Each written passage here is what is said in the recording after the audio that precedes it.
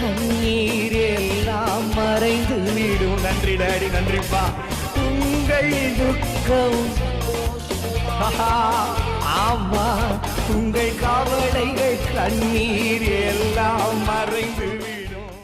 பிரியமானவர்களே, உங்கள் யாவருக்கும் அன்பின் வாழ்த்துக்கள். ஆண்டவரும் அருமைரட்சகருமாகிய இயேசுவின் நாமத்தில் நான் உங்களை வாழ்த்துகிறேன். உங்கள் சந்தோஷத்து நேர் நிகழ்ச்சியின் மூலமாய் மறுபடியும் உங்களை சந்திப்பதில் மிகுந்த மகிழ்ச்சி. உங்களுடைய அன்பான ஜெபங்களுக்காக நான் ஆண்டவரை துதிக்கிறேன். உங்களுடைய ஜெபங்கள் எங்களுக்கு மிக அவசியம். தொடர்ந்து ஊக்கமாய் நீங்கள் எங்களுக்காக ஜெபித்து கொள்ளுங்கள். நாங்களும் உங்களுக்காக ஜெபித்து வருகிறோம். இந்த நிகழ்ச்சியை பார்க்கிற ஒவ்வொருவருக்காக நாங்கள் ஜெபிக்கிறோம். நீங்கள் எங்களிடத்தில் தொடர்பு கொண்டு தெரியப்படுத்தி இருக்கிற ஜெப குறிப்புகளுக்காக, உங்களுடைய தேவைகளுக்காக நாங்கள் ஜெபித்து வருகிறோம். நிச்சயமாய் தேவன் உங்களுடைய வாழ்க்கையிலே அவர் பெரிய காரியங்களை அவர் செய்வார். உங்கள் சந்தோஷத்தின் நேர நிகழ்ச்சி நமது ஜாய் குட் நியூஸ் தொலைக்காட்சியின் மூலமாக ஒவ்வொரு வாரமும் 4 நாட்கள் ஒளிபரப்பு செய்யப்பட்டு வருகிறது. செவ்வாய் இரவு 7:30க்கும், புதன் காலை 8:30 மணிக்கும், வியாழன் இரவு 8 மணிக்கும், வெள்ளி காலை 6:30 மணிக்கும் ஒளிபரப்பு செய்யப்படுகிறது. பாருங்கள், மற்றவர்களுக்கு அறிமுகப்படுத்துங்கள். கர்த்தர் உங்களை ஆசீர்வதிப்பார். எங்களுடைய சபை கன்னியாகுமரி மாவட்டம் குளச்சல் அருகாமையிலே கொட்டல்பாடு என்கிற பகுதியிலே இருக்கிறது. இந்த ஊழியங்களுக்காக நீங்கள் ஜெபிக்கும்படி உங்களை நான் அன்பாய் கேட்கிறேன். தேவன் உங்களை ஆசீர்வதிப்பாராக. அன்பானவர்களே, இன்றைக்கு நான் உங்களுக்கு கொண்டு வந்திருக்கிற கர்த்தருடைய வார்த்தை பரலோக தரிசனம். பரலோக தரிசனம் என்கிற தலைப்பிலே நான் உங்களோடு கூட பேச விரும்புகிறேன். பரலோகம் என்கிற ஒரு மகிமையான இடம் வேதத்தில் சொல்லப்பட்டிருக்கிறது. அநேகர் இந்த உலகத்திலே பரலோகம் என்று ஒன்று இல்லை. உலகத்திலேயே நம்முடைய வாழ்க்கை முடிந்துவிடும். நாம் இந்த உலகத்திலே சந்தோஷமாக வாழுகிற வாழ்க்கை தான் அது பரலோக வாழ்க்கை. உலகத்தில் மகிழ்ச்சியாக எல்லாவற்றையும் அனுபவித்து ஒரு வாழ்க்கை வாழ்கிறோம். இதுதான் சொர்க்க வாழ்க்கை, உலகத்தோடையே முடிஞ்சிடும் அப்படின்னு நினைக்கிறாங்க, பேசுகிறாங்க. ஆனால் ஆண்டுடைய வேதத்தில் பரலோக ராஜ்யத்தை குறித்து சொல்லப்பட்டிருக்கிறது. இயேசு கிறிஸ்து மிகவும் மிகவும் ஆழமாக பரலோகத்தை குறித்து பேசியிருக்கிறார். பரலோக ராஜ்யம் என்கிற அந்த மகிமையினுடைய ராஜ்யத்தை குறித்து வேதத்தில் நமக்கு சொல்லப்பட்டிருக்கிறது. இன்றைக்கு நான் அதை குறித்து உங்களோடு சொல்ல விரும்புகிறேன். ஒரு பரிசுத்தவானுக்கு தேவன் கொடுத்த ஒரு தரிசனம், ஆவிக்குள்ளான ஒரு தரிசனத்தையும் நான் இந்த செய்தியில் உங்களோடு கூட பகிர்ந்து கொள்ள இருக்கிறேன். பரலோகத்தை தன் தரிசனத்திலே பார்த்த அந்த தேவ ஊழியருடைய அனுபவத்தை நான் உங்களுக்கு சொல்ல வாஞ்சிக்கிறேன். பரலோகம் என்கிற அந்த மகிமையான இடத்தில் நம்மை கூட்டி சேர்க்கத்தான் இறைவன் இயேசு மனிதனாக இந்த உலகத்திலே வந்தார். நாம் ஒருவரும் கெட்டு போகாமல் எல்லாரும் நாம் நித்திய ஜீவனுக்குள் பிரவேசிக்க வேண்டும் என்பதே நம்முடைய பிதாவுடைய சித்தமாக இருக்கிறது. பிதாவுடைய சித்தத்தை இந்த பூமியிலே நிறைவேற்றுவதற்காக குமாரன் இயேசு அவர் மனிதனாக இந்த உலகத்திலே கடந்து வந்தார். அவருடைய கடைசி சொட்டு இரத்தத்தை இந்த பூமியிலே நமக்காக சிந்தி இன்றைக்கு நமக்கு ஒரு மிகப்பெரிய மீட்பை, இரட்சிப்பை ஆண்டவர் நமக்கு கொடுத்தார். இந்த மிகப்பெரிய இரட்சிப்பனுடைய நோக்கம் நம்மை தேவனுடைய ராஜ்யமாகிய பரலோக ராஜ்யத்திலே கூட்டி சேர்ப்பதுதான். அதுக்கு தான் இவ்வளவு பாடுகளை இயேசு சிலுவையிலே அனுபவித்தார். நாம் யாரும் கெட்டு போய் நரகாக்கினியிலே தள்ளப்பட்டு விடக்கூடாது என்பதற்காக நம்முடைய பாவத்திற்கான தண்டனையை அவர் சிலுவையிலே அனுபவித்து, நாம் அடிக்கப்பட வேண்டிய இடத்திலே அவர் அடிக்கப்பட்டு, நமக்கு சமாதானத்தை உண்டு பண்ணுகிற தண்டனையை அவர் பெற்றுக்கொண்டு நமக்காக பலியானார். எதற்கு? நம்மை நித்தியத்திலே கொண்டு சேர்க்க, பரலோக மகிமையை நாம் சுதந்தரிப்பதற்காகத்தான் இயேசு இவ்வளவு பாடுகளை அனுபவித்தார். பிரியமானவர்களே, வேதத்திலே மத்தேயு சுவிசேஷம் 13வது அதிகாரம் 44வது வசனம் சொல்லுகிறது, பரலோக ராஜ்யம் நிலத்தில் புதைந்திருக்கிற பொக்கிஷத்துக்கு ஒப்பாக இருக்கிறது. அதை ஒரு மனுஷன் கண்டு மறைத்து அதை பற்றின சந்தோஷத்தினாலே போய் தனக்கு உண்டான எல்லாவற்றையும் விற்று அந்த நிலத்தை கொள்ளுகிறார். பாருங்கள், பரலோக ராஜ்யத்தை ஆண்டவர் ஒரு நிலத்திலே புதைந்திருக்கிற பொக்கிஷத்துக்கு ஒப்பாக சொல்லுகிறார். ஒரு இடத்திலே புதையல் இருக்கிறது என்று அறிந்து கொள்ளுகிற அந்த மனுஷன் சந்தோஷப்படுகிறான். எனக்கு அந்த புதையல் தெரிஞ்சிட்டு, என் கண்ணுக்கு தெரிஞ்சிட்டு, யாருக்குமே தெரியலை. இந்த வழியாக தினமும் ஆயிரக்கணக்கான பேர் போகிறாங்க. இந்த இடத்துல புதையல் இருக்குது, பொக்கிஷம் இருக்குதுன்னு எனக்கு தெரிஞ்சிட்டு நான் பார்த்துட்டேன். என் இருதயத்துக்கு பயங்கர சந்தோஷம். எப்படியாவது இந்த இடத்த வாங்கணும், வாங்கி இருக்கிற பொக்கிஷத்தை எப்படியாவது சுதந்திரிக்க வேண்டும் என்பதற்காக அந்த மனுஷன் என்ன செய்கிறான்? தன்னிட்ட இருக்க எல்லாவற்றையும் விற்று தனக்குண்டான எல்லாவற்றையும் இழந்து தன்னுடைய மொத்த சம்பாத்தியங்களையும் மொத்த ஆஸ்தியையும் இழந்து இந்த பொக்கிஷத்தை பெற்றுக்கொள்ள அவன் விரும்புகிறான். பரலோக ராஜ்யம் என்பது மிகப்பெரிய பொக்கிஷம். நீங்கள் இந்த உலகத்தில் சம்பாதித்திருக்கிற அத்தனை பொருள், பணம், பதவி, பட்டம், நீங்கள் இந்த உலகத்தில் சேர்த்து வச்சிருக்கிற அத்தனையும் விற்று, எல்லாவற்றையும் விற்று அதை கொண்டு வந்து அதை கொடுத்து நான் இந்த பரலோகத்துக்குள் நுழையட்டும் என்று சொன்னாலும் இந்த பரலோக பாக்கியம் உங்களுக்கு இல்லை. நீங்கள் எத்தனை கோடிகள் சம்பாதித்தவங்களாக இருந்தாலும், உங்ககிட்ட எவ்வளவு விலையேற பெற்ற பொக்கிஷங்கள் இருந்தாலும் அது பரலோகத்திற்கு ஈடாகாது. ஏன்னா இது எதையும் வைத்து பரலோகத்தை சம்பாதிக்க முடியாது. பரலோகம் என்பது மிகவும் விலையேற பெற்ற பொக்கிஷம்.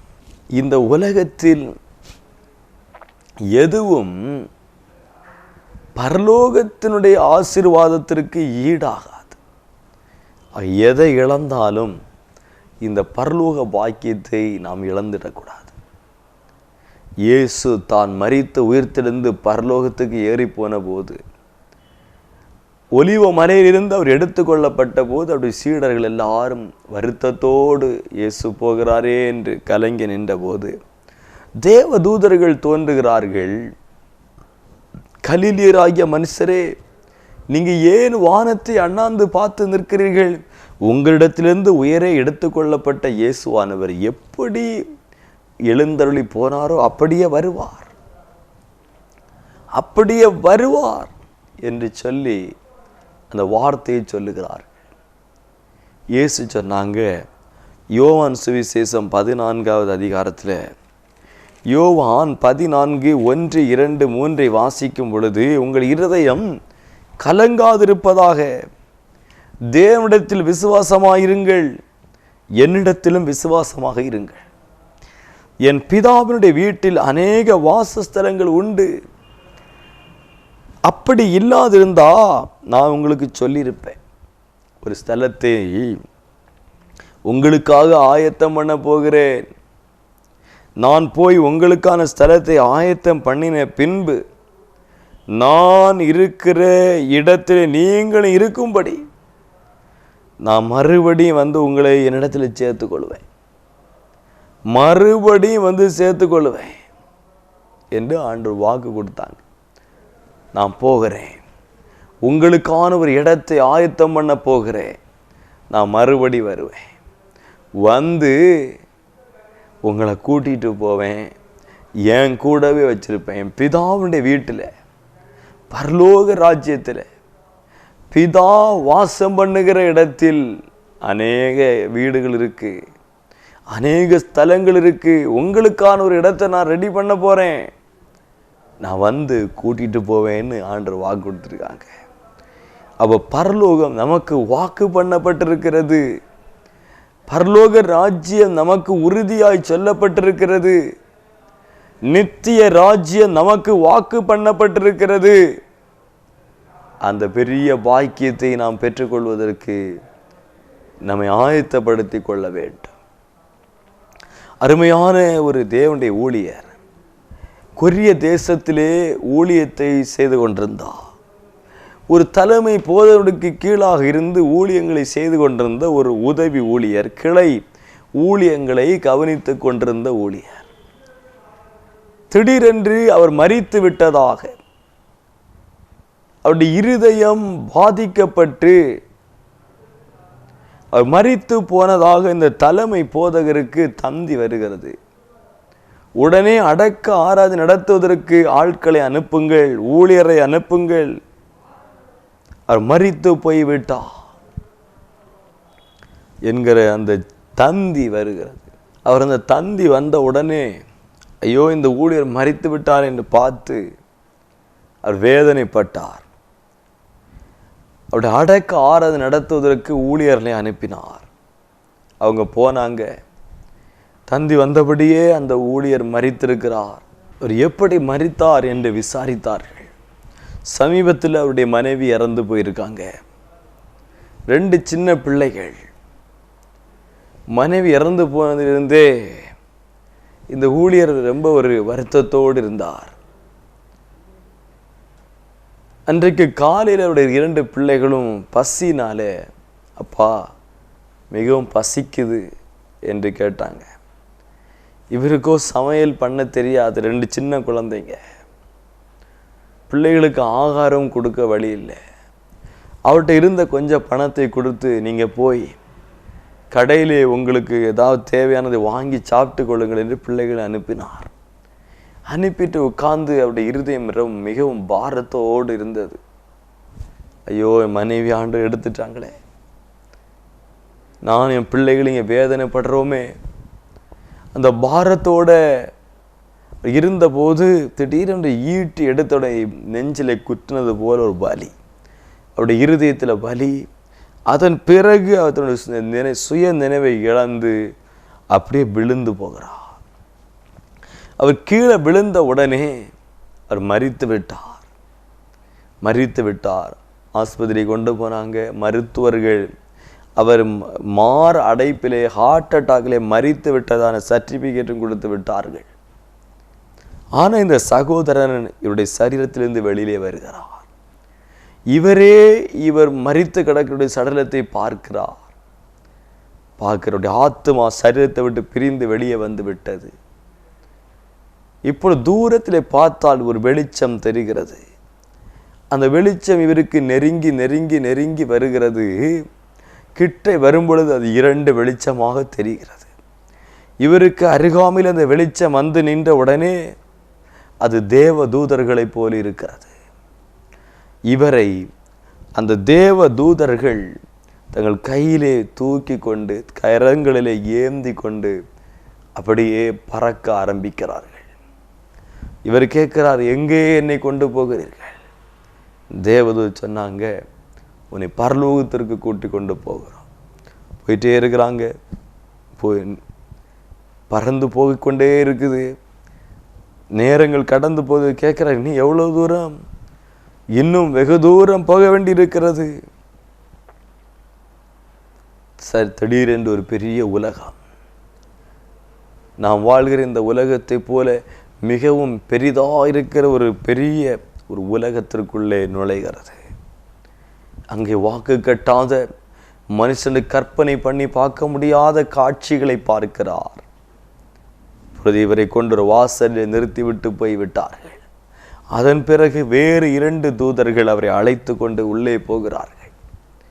உள்ளே போனால் இவர் ஆபிரகாமை பார்க்கிறார், தாவீதை பார்க்கிறார். ஆபிரகாம் வயது முதிர்ந்தவராக அல்ல, இளம் வயது வாலிபனை போல அங்கே இருக்கிறார். தாவீதை பார்க்கிறார், மரித்த பரிசுத்தவான்களை பார்க்கிறார். ஆச்சரியமா இருக்குது. இவ்வளவு மகிமையான ஒரு இடம், வேதத்திலே நாம படித்த பரிசுத்தவான்களை எல்லாம் சந்திக்கிற இடம், சந்திக்கிற இடம். பரிசுத்த மத்தேயு எழுதின சுவிசேஷத்திலே 7வது அதிகாரம் 11ஆம் வசனம் சொல்லுகிறது. மத்தேயு 7:11 அநேகர் கிழக்கிலும் மேற்கிலும் இருந்து வந்து பரலோக ராஜ்யத்திலே ஆபிரகாம், ஈசாக்கு, யாக்கோபு என்பவர்களோடு கூட பந்தி இருப்பார்கள்.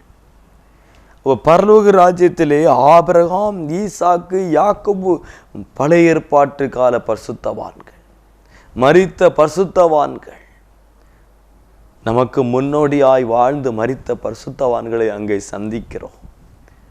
ஊழியர் பார்த்து பிரமித்து நிற்கிறார்.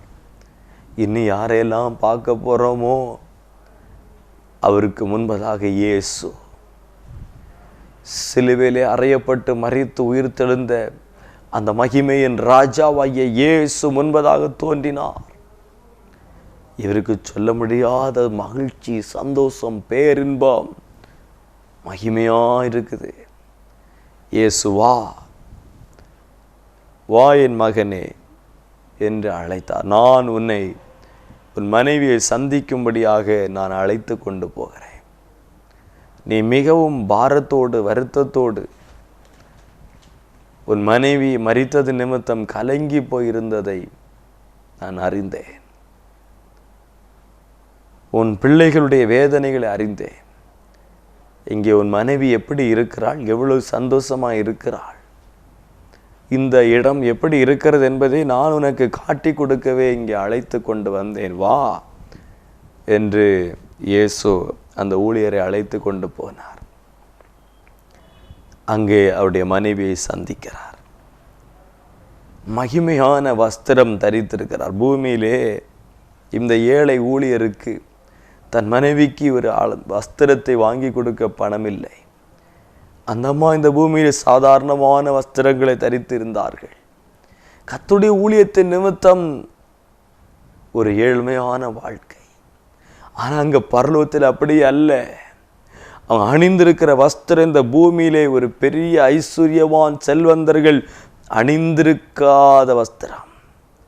அந்த மகிமையான பிரகாசிக்கிற அந்த வஸ்திரம் அணிந்திருக்கிறாங்க. அவங்க முகம் அழகாக பிரகாசிக்கிறது.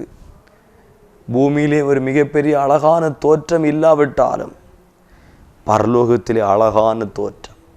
பூமியிலே அந்த சகோதரி ஒரு வியாதிப்பட்டு பலவீனப்பட்டு அவர்கள் இளைத்து எப்பொழுதுமே களைத்து போன, எப்பொழுதுமே ஒரு வலி வேதனை சகித்து கொண்டு இருக்கக்கூடிய ஒரு வாடின முகத்தோடு இருப்பார்கள். ஆனால் பரலோகத்தில் அப்படி அல்ல. அவங்க முகம் பிரகாசிக்கிறது. பசுமையும் புஷ்டியுமாய் சந்தோஷமாய் மகிழ்ச்சியாய் மகிமையுடைய வஸ்திரத்தை தரித்திருக்கிறார்கள். வெளிப்படுத்தல் 21:4 சொல்லுகிறது, அவருடைய கண்ணீர் யாவையும் தேவன் துடைப்பார். இனி மரணமில்லை, துக்கமில்லை, அலறுதலும் இல்லை, வருத்தமும் இல்லை, முந்தினவைகள் ஒளிந்து போயின. பூமியிலே வாழ்க்கை வேதனையாயிருந்தது. வியாதி, அழுகை, கண்ணீர், உபத்திரவம். ஆனால் அங்கே எதுவுமே இல்லை. அங்கே வருத்தம் இல்லை, அலறுதல் இல்லை, துக்கம் இல்லை, மரணம் இல்லை. கண்ணீர் யாவையும் தேவன் துடைத்தார். எல்லாம் வியாதிகளும் வேதனைகளும் ஒளிந்தது. மகிழ்ச்சியாக இருந்தாங்க, சந்தோஷத்தோடு இருக்காங்க. இது இந்த தேவ ஊழியர் பார்த்து அப்படியே பிரமித்திருக்கிறார். அவங்க தலையிலே ஒரு காயம் இருந்தது. இவர்கள் 2 பேரும் ஒரு நாள் சுவிசேஷ ஊழியத்திற்காக அவங்க மோட்டார் சைக்கிளில் பைக்கில் போயிட்டு இருக்கும் பொழுது அந்த அம்மா கீழே விழுந்தது. தலையில அடி, காயம், ஸ்டிச் பண்ணி அந்த இடத்துல முடி இருக்காது, அந்த தெளிவாய் தெரியும் அந்த அம்மாவுடைய அந்த தலையிலுடைய காயம். இப்போ இந்த ஊழியர் அந்த தலையை பார்க்கிறார், அந்த காயத்தை பார்க்கிறார். அந்த இடம் வைரம் போல பிரகாசிக்கிறது.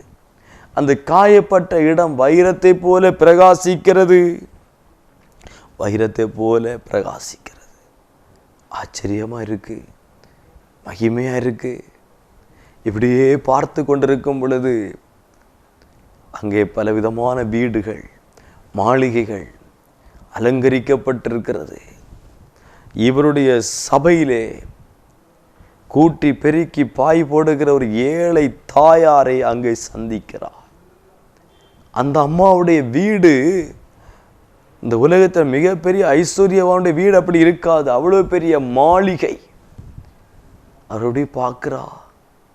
நம்முடைய சபையிலே தூத்து பாய் போடுவாங்க இந்த அம்மா, எந்த பிரதிபலனும் எதிர்பார்க்க மாட்டாங்க, வந்து சபையை சுத்தம் செய்வாங்க, பாய போடுவாங்க, டாய்லெட்டை கழுவுவாங்க. வயதானவர் அம்மா, ஏழை சகோதரி, அவங்களுக்கு இங்கே இவ்வளவு பெரிய பாக்கியம். இவர் அதிர்ச்சியா நிற்கிறா. தேவதூதர்கிட்ட கேட்கிறார், இந்த அம்மா எங்க சபையிலே பாய் போடக்கூடிய சாதாரணவங்க, அவங்க வீடு பூமியில ஒரு ஏழை வீடு, குடிசை வீடு உடைந்து போய் கிடக்கிறது, இங்க இவங்களுக்கு இவ்வளவு பெரிய வீடா? ஏன் எது சொல்லுது? வெளிப்படுத்தல் 14:13, பின்பு பரலோகத்தில் ஒரு சத்தம் உண்டா கேட்டேன், அது கர்த்தருக்குள் மரிக்கிறவர்கள் இது முதல் பாக்கியவான் என்று எழுது. அவர்கள் தங்கள் பிரயாசங்களை விட்டு ஒளிந்த இளைப்பாறுவார்கள், அவர்களுடைய கிரியைகள் அவர்களோடு கூட போகும். ஆவியானவரும் ஆம் என்று திருவுளம் பெற்றுகிறார். பூமியில் ஒரு மனுஷன் கிறிஸ்துவின் மேலுள்ள அன்பினால் அந்த அன்பின் பிரயாசத்தை காட்டும் பொழுது அந்த பலன் அவங்களோடு கூட போகுது.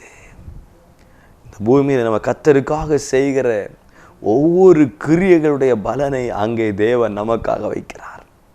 நமக்காக ஒரு ஸ்தலத்தை ஆயத்தம் பண்ணுகிறார். நாம் எவ்வளவாய் கர்த்தருக்காய் பிரயாசப்படுகிறோம் அவ்வளவாய் அந்த ஸ்தலம் மகிமைப்படுத்தப்படுகிறது. இந்த அம்மாவுடைய வீடை பார்த்த உடனே இந்த ஊழியருக்கு ஒரு பெரிய வாஞ்சை, என்னுடைய இந்த பரலோகத்தில் நான் வரும் பொழுது என் வீடு எப்படி இருக்குங்க என்று பார்க்க ஆசைப்பட்டார்.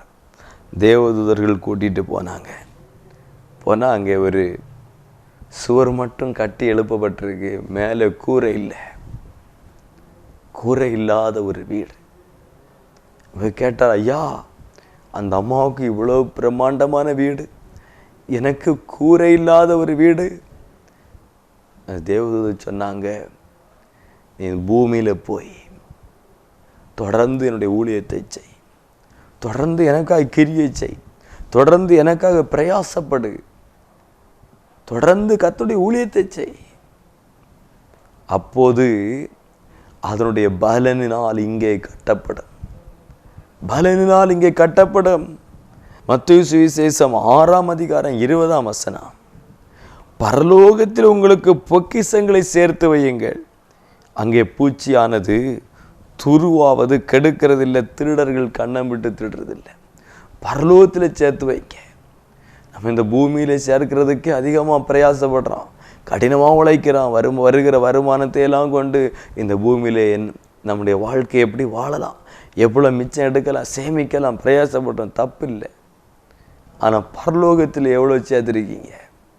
நீங்கள் கர்த்தருடைய ஊழியத்துக்கு என்று ஒரு காணிக்கை கொடுக்குறீங்களே, அது பரலோகத்தில் நீங்கள் சேர்க்கிற பொக்கிஷம். ஒரு ஏழை ஊழியர்களுக்கு நீங்கள் கொடுக்குற காணிக்கைகள், ஒரு ஊழியங்களுக்கு நீங்கள் செலவிடுவது, சுவிசேஷ ஊழியங்களுக்கு செலவிடுவது, உடைய சபையினுடைய வளர்ச்சிக்காக நீங்கள் செலவிடுகிறீர்களே, அது பரலோகத்தில் சேர்க்கப்படுகிறது. அதனுடைய பலன் பரலோகத்தில் கிடைக்குது. நம்ம நினைப்ப அந்த காணிக்கையை கொடுத்தா, தசமபாகத்தை கொடுத்தா, நான் இந்த ஊழியங்களுக்கு இதை கொடுத்தா எனக்கு என்னையா கிடைக்கும், இந்த உலகத்தில் எனக்கு என்ன பலன்?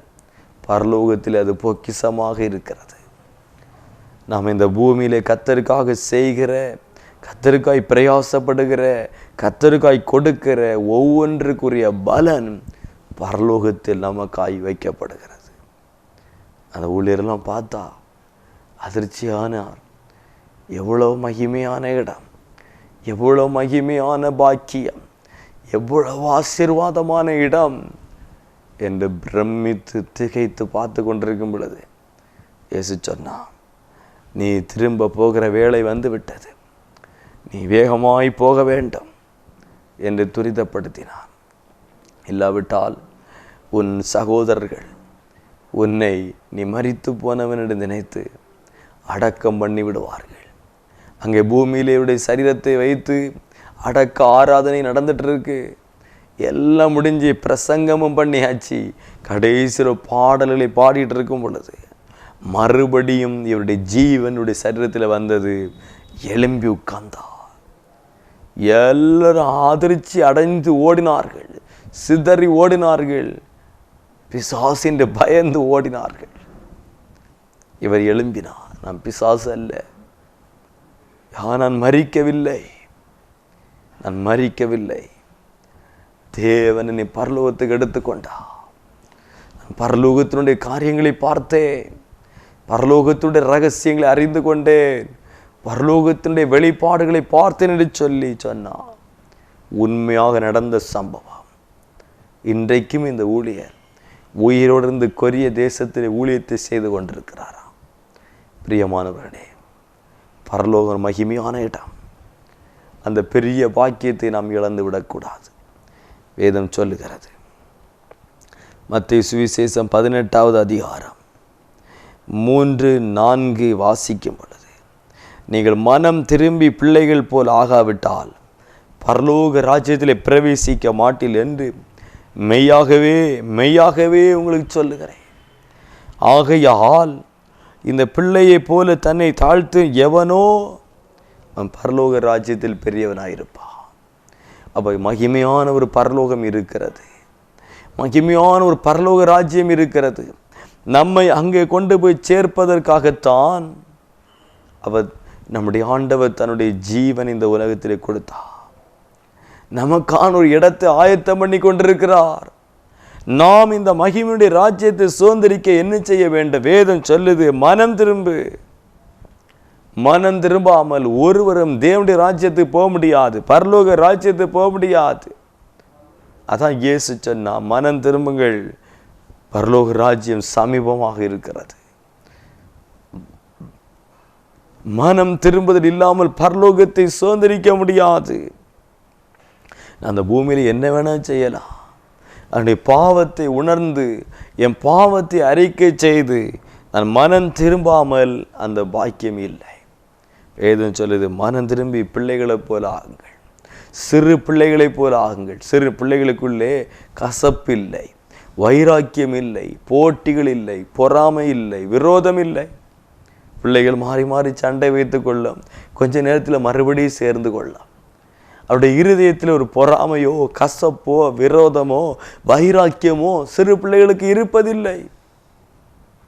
ஏதோ சொல்லுது, மனம் திரும்பு, சிறு பிள்ளையை போல மாறு, சிறு பிள்ளையை போல உன்னை தாழ்த்து, அப்பொழுது பரலோக ராஜ்யத்தில் மகிமை மகிமை. ஜெபிப்போமா. எங்கள் நல்ல பிதாவே, இந்த நல்ல மகிமையான வேளைக்காக உமக்கு நன்றி செலுத்துகிறோம். பரலோகம் எவ்வளோ மகிமையான இடம். அந்த பெரிய பாக்கியத்தை நாங்கள் ஒருவரும் இழந்து போகாதபடிக்கு நாங்கள் எங்கள் நித்தியத்தை தேவனுடைய ராஜ்யத்தில் தேவனோடு செலவிட மனம் திரும்பி பிள்ளைகளைப் போல ஆக உதவி செய்யும். சிறு பிள்ளைகளுக்குள்ள கசப்பு இல்லை, வைராக்கியம் இல்லை, போட்டி இல்லை, பொறாமை இல்லை, விரோதம் இல்லை. ஆனால் இவனுடைய வாழ்க்கையை பார்க்கும் பொழுது எவ்வளவோ கசப்புகள், எத்தனையோ பேர் மேல் கசப்பு, வெறுப்பு, விரோதம், பகையை உள்ள வைத்து கொண்டு வெளியே சிரித்து கொண்டு ஒரு வாழ்க்கை வாழ்கிறோம். பரலோகத்தை இழந்து போய் விடுவோமே. இந்த நாட்களில் நாங்கள் மனம் திரும்புவதற்கு இந்த சத்தத்தை கேட்டுக்கொண்டிருக்கிற ஒவ்வொரு பிள்ளைகளும் மனம் திரும்பி பிள்ளைகளைப் போல ஆகி பரலோக பாக்கியத்தை பெற்றுக்கொள்ள கர்த்தர் கிருபை செய்யும். ஒவ்வொருவரையும் ஆசீர்வதியும், தேவனுடைய ராஜ்யத்துக்கு ஆயத்தப்படுத்தும். இயேசுவின் நாமத்தில் பிதாவே, ஆமென். வேதம் சொல்லுகிறது, அங்கே அழுகை இல்லை, அலறுதல் இல்லை, வேதனை இல்லை, பசி இல்லை. இந்த பூமியில் நமக்கு பலவிதமான பாடுகள், பலவிதமான வேதனைகள். ஆனால் பரலோகத்தில் ஒரு பெரிய சந்தோஷம். நாம் பரலோகத்துக்கு போக நம்மை ஆயத்தப்படுத்தி கொள்வோம். இந்த உலகத்தின் துக்கம் நீங்கி பரலோக சந்தோஷத்தை நாம் பெற்றுக்கொள்வோம். தேவன் உங்களை ஆசீர்வதிப்பாராக. ஆமென். துக்கம் சந்தோஷமாய் மாறும், உங்கள் கவலைகள் கண்ணீர் எல்லாம் மறைந்து விடும். நன்றி டாடி, நன்றிப்பா. உங்கள் துக்கம்